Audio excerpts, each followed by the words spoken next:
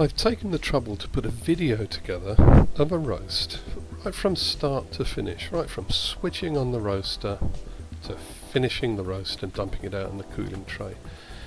I'd thought about putting it all in a written guide, and I'm going to do some notes, but I found with shock that people don't read 28-30 pages of user manual. Hopefully you'll find it easier to follow it all visually and sit along with me on a roast. Okay, this is the 1 kilo Gene Calf, and today I'm going to be roasting a kilogram of Brazil de Terra Savannah. Now, I've started off basically as you would at the beginning of the day. The roaster hasn't been on, it needs preheating, and the first roast is always going to be slightly different to all the subsequent roasts because the roaster gets fully warmed up during that first roast. Anyway, here's the roaster. We're going to start roasting. So first thing we've got to do, check the chaff collector, and that's empty. We want that to be empty. We don't want a fire. And after every 3 or 4 roasts you might fill it up again. We plug the roaster in, and you're going to hear a little bit of a beep as we plug it in, and the fan will come on. Now that's before we've even switched it on, so you should always unplug the roaster when you're not using it.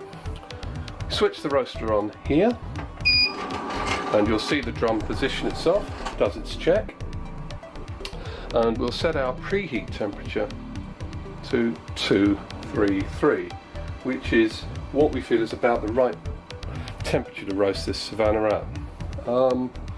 This display, if you can see it, shows the temperature there for preheat, the temperature of the exit air at the moment, which is obviously it's not on, so it's ambient temperature.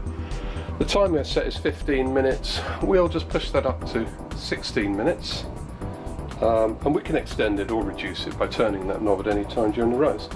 So we'll start the preheat, and we do that with one fairly quick press. It's not a press and hold for a second, just a press. And that starts preheating, and the preheat symbol comes on here on the roaster. You may or may not be able to see that. I've added a photo here of a previous roast, and this shows the roast temperature set at 2234. The preheat indicator on the left is lit, and the maximum preheat temperature preset by Genesis that a roaster can reach is 230 degrees. And the preheat will take a number of minutes. Now, I'm fairly sure that it would have been quite difficult to see while I was roasting, so I've put a photo in showing the tubes. Tube number 1 is a metallized foil tube carrying very hot air from the roasting chamber into the chaff collector. Tube number 2 carries all the smoke and roasting products from the chaff collector to the outside. Tube number 3 is the air from the cooling tray when the beans are being cooled, and that's plastic because the air isn't quite so hot. And number 4 is the chaff collector itself. Now we've got some buttons here, and this is important. Heater 2, which I'd forgotten to turn on. All the heater buttons should be on and glowing, to give you a quicker preheat as well, including this blue button, which is for cooling.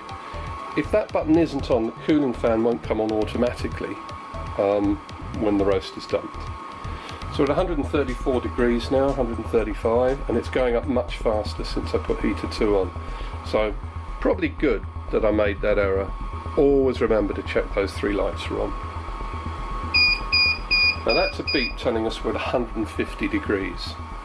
Now that was probably programmed in so that people who wanted to drop beans at 150 degrees could, and start the roast off at that point. I've actually found it doesn't seem to affect the beans. You could experiment with it, but I found it seems fine to drop it in when the preset temperature is reached, and when it beeps its second time. What we're going to do, we're going to prepare for that moment now by bringing this hopper down. And if there's a button here, an actual little depressing sort of plastic button, like you'd find on a car when you open the door, the courtesy light comes on. And that button's a safety button. It means when this is down, the chamber cannot rotate. And if you do try and rotate the chamber, it'll give you an error code and bleep at you until you raise this. And the mechanism here is quite clever. I'll lift it up again. When you push it, a little arm comes out, and that pushes open the door there that allows the beans to come in. And I'll pop it back down on the chamber.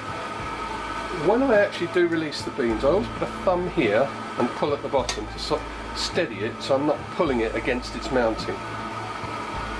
Let's pop the beans in the hopper here. It's a whole kilo of beans, and it likes to roast a kilo. I haven't tried weights less than a kilo, and it's the sort of hybrid type roaster that is probably best roasting at its proper 1 kilo weight.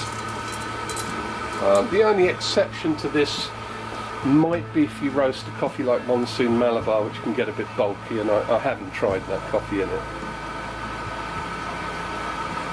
Okay, we're nearly at roasting temperature now. The other thing to point out is that the roaster can also cool the beans you've dumped from the previous roast and begin its preheat and roasting cycle of the next roast while the previous roast is here cooling in the cooling tray. There's absolutely no problem with doing that. And that'll get you about 3.5 roasts per hour. Okay, we're at 220 now. We're coming very close to being able to pop the beans in.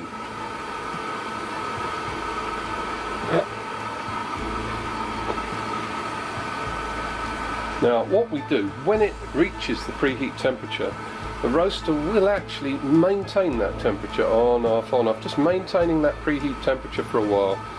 I think it does shut down automatically if you leave it long enough. I haven't done that, obviously. You never leave the roaster unattended. But it'll keep that preheat temperature, and we tell it we're going to insert the beans by a quick press on that button, and we'll get a symbol called insert. There's the beep to tell us pretty much up to temperature now. We're a few degrees below, but we're ready to insert. So quick press, and I get INS on the display for insert. Button there. Yeah, just make sure all the beans are out the hopper, and because of that safety switch, we lift the hopper away, and now, to start roasting, a slightly longer press, a press and a hold, that's it. And as soon as it starts to move, release the button, and we've got heating on here, and those beans are now roasting. Now, being the first roast of the day, just sometimes your first roast of the day can, especially in winter, can be a little bit longer to get the same desired colour, but don't worry about that.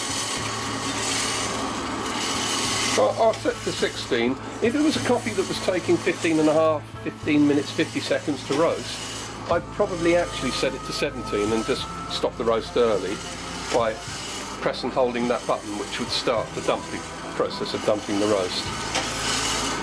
Now this time coder here, you may or may not be able to see, is set in seconds. So it says 0.4 and now 0.5. That's not half a minute, that's 50 seconds. And then it'll go 1 for 1 minute, then 1.1 is 1 minute 10 seconds. So it's 1 minute now, and that end number is in seconds. And it shows in 10-second increments, the roast increasing. So 1.1 is 1 minute 10 seconds. Now our temperature here at the moment is saying 197 degrees, and that'll drop a little bit. That doesn't mean the beans are anywhere near 197. What it means, the exit air, there's a thermal sensor here, and the air coming out of the roaster is at 197, 198. The beans themselves are obviously much, much cooler. And that's where this probe comes in. This ordinary analog thermal probe is probably one of the most important indicators on the machine, especially when you're roasting a new bean, because this dips in and out of the bean mass.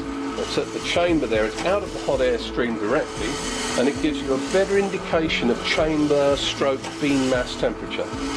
Now what we're looking for is when that gets to about 210, and again it depends on the bean.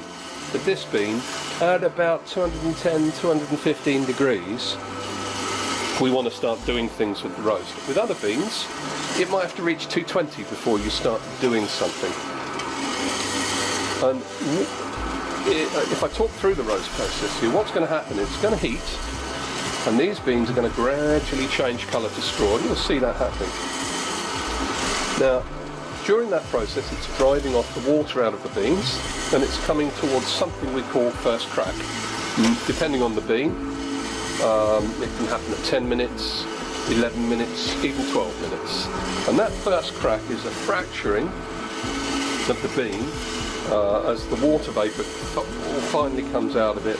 It makes a noise, it's hard to hear on this machine, and the beans start to absorb heat less. At the moment they're soaking up a lot of heat. The reaction is what we call quite endothermic.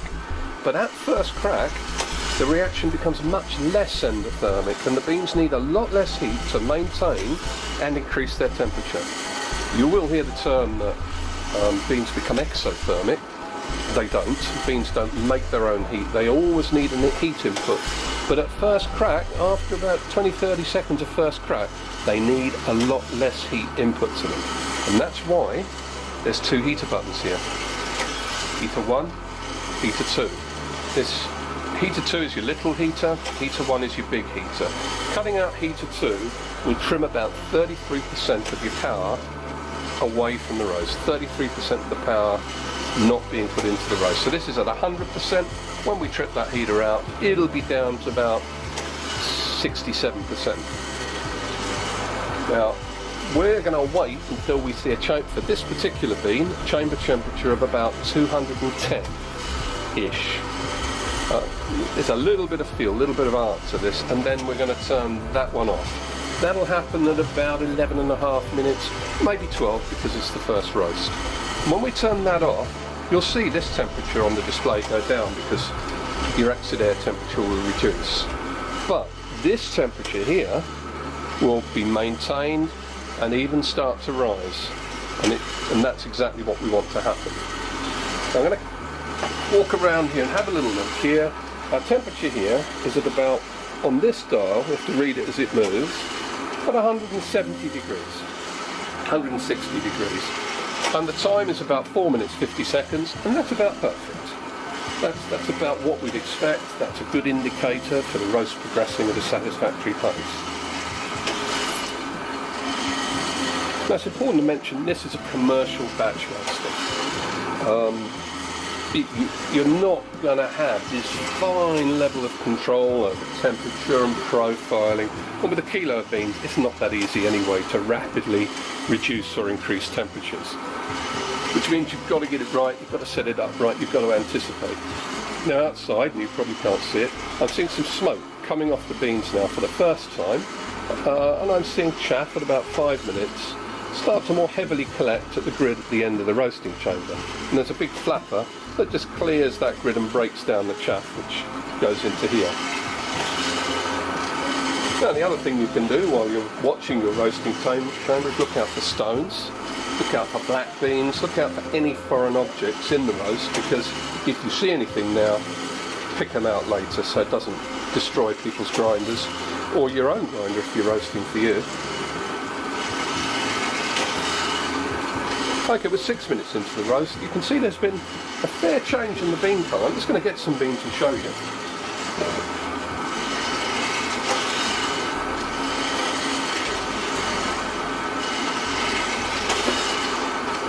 Now, I don't know if you can see, but this was the colour of the beans.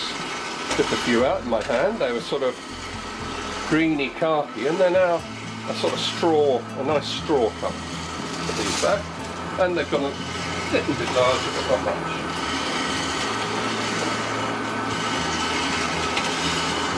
Because of course that's the other thing, as the beans approach first crack, they'll actually get larger and larger, and they swell up, and perhaps there's a 30-40% increase in size, so they tend to fill the chamber more. Which is the other reason for turning the heat out, because the fuller the chamber, the heat down, the more the trapped heat. Now we're at 7 minutes in. They're starting to get more straw-like, but still we're not expecting a lot to happen for another 3 minutes. Now while we're waiting, we talk about cleaning. I've got a small G-cap as well as this, the small 250 gram home G-cap, and I just saw a dark bean there. And that could have been from a previous roast trapped, or it could have just been a black sour bean in this, and I'll want to remove that later. I can just see it tumbling around. Anyway, yes, I've got the smaller G-cap, and as far as cleaning goes, really I don't clean the chamber very often. It's really not necessary. Depends how much you roast. You may only have to take this chamber apart to clean it once every 6 months, maybe even once a year. Basically, when the view of the beans gets difficult, clean the glass. Don't worry about the metal, that doesn't matter. That can go black as it likes inside, it's not going to hurt a thing. Even the probe's not going to really be affected. The glass, if that starts getting a film on it, how I clean my gene calf, and I guess you could clean this, is I got the spray type of oven cleaner. I get gloves, put out newspaper outside, and I spray some foam oven cleaner on the inside of the glass, get a brush, and just brush and agitate it, then rinse it off, and pop it back in. And that oven cleaner seems to get it very, very clean. Now, first, of course, you can try a sponge and a brush, and washing up liquid and see how that goes. But if you find it's not cleaning it properly, use a spray of oven cleaner. Never use a Scotch-Brite or a pad, you know, those non-stick scouring pads.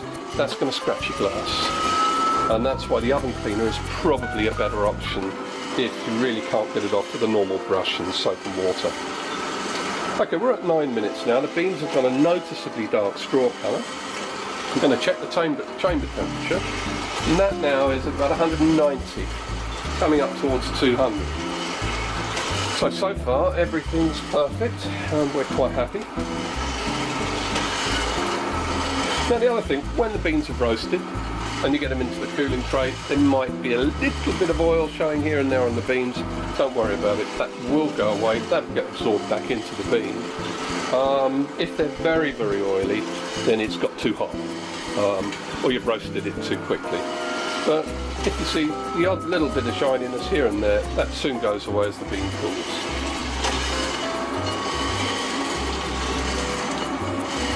So our display temperature is 227, our time is 9 minutes 50 seconds. Our beans are approaching first crack, which is where we're going to, in a few minutes, start thinking about turning that heater off. And I stress again, that will be different for every bean that you roast.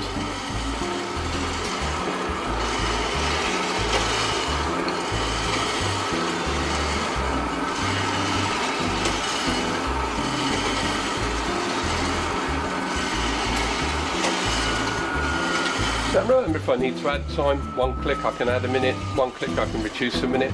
If I suddenly need to end the roast, press and hold for a second and the roast will end. Now the other thing that you can't see up here is halogen light. And this halogen light, sort of up there, points down towards the chamber, and as we get nearer to our desired roast colour, even in daylight, even in bright sun, I plug this halogen lamp and turn it on. Can you see the difference? And what that gives me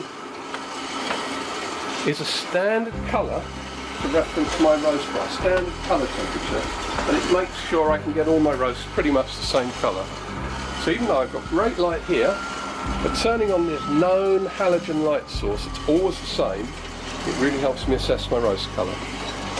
Now we're 11 minutes 20 seconds into the roast, still showing 227, roast is coming up to 205, and I want to get it to at least 210 before I turn off the heater.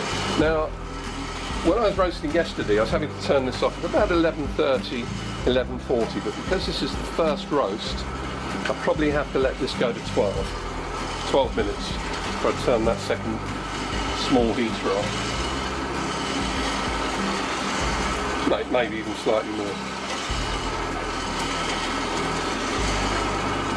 Now I'm starting to get a fair bit of smoke out now, which means first crack has happened.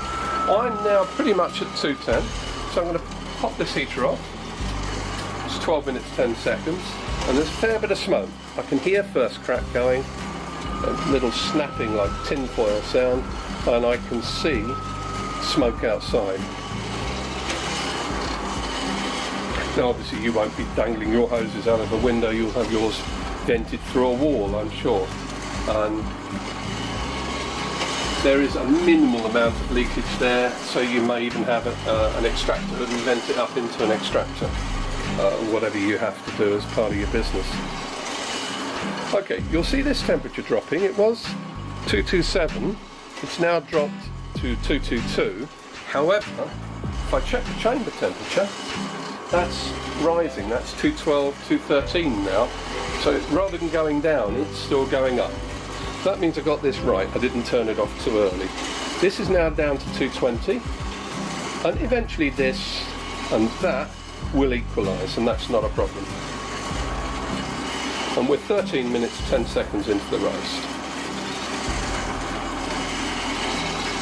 Now I'll probably end this roast earlier than the 16 minutes set. I may end it at 15, I may end it at 15 and a half. Just depends on the colour achieved. Bear in mind, the colour you see there, it will darken a little bit when it cools in the tray, because it's still hot. It takes a few seconds for the thing to dump the beans. But just bear that in mind.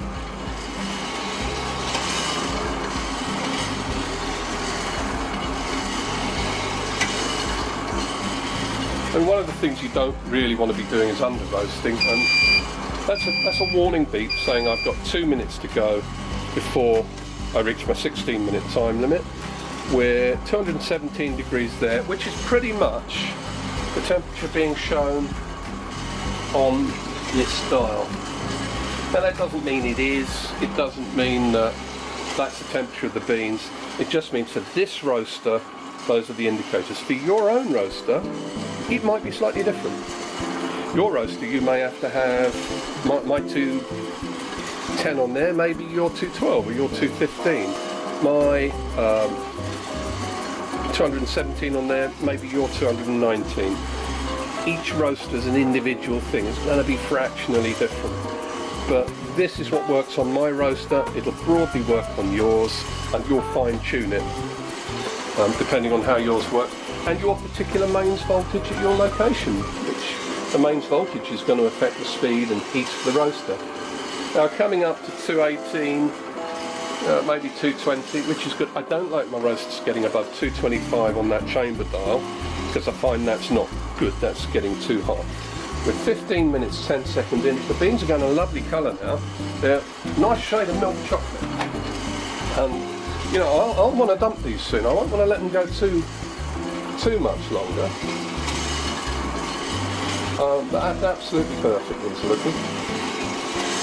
So 15 minutes 30 seconds. I'm going to give them another 15 seconds, 20 seconds, and pop them out. Okay, 15 minutes 40, press and hold, and they're now going to dump. Can you see it sometimes does a whole revolution before it does? So that was 15 minutes 40 seconds, and out they come.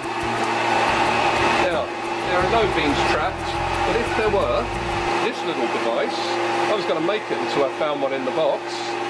Comes with the roaster. Oh, here's one trapped. You put it in, and you just slide it around and get any trapped beans out. So that you don't have something burning during your next roast. That's it. Now if we wanted to, we could press the preheat button again and start another roast while this is cooling. And I'll show you how we back-to-back roast in the next video. And here's the beans in the cooling tray, and they've come out lovely. Absolutely perfect.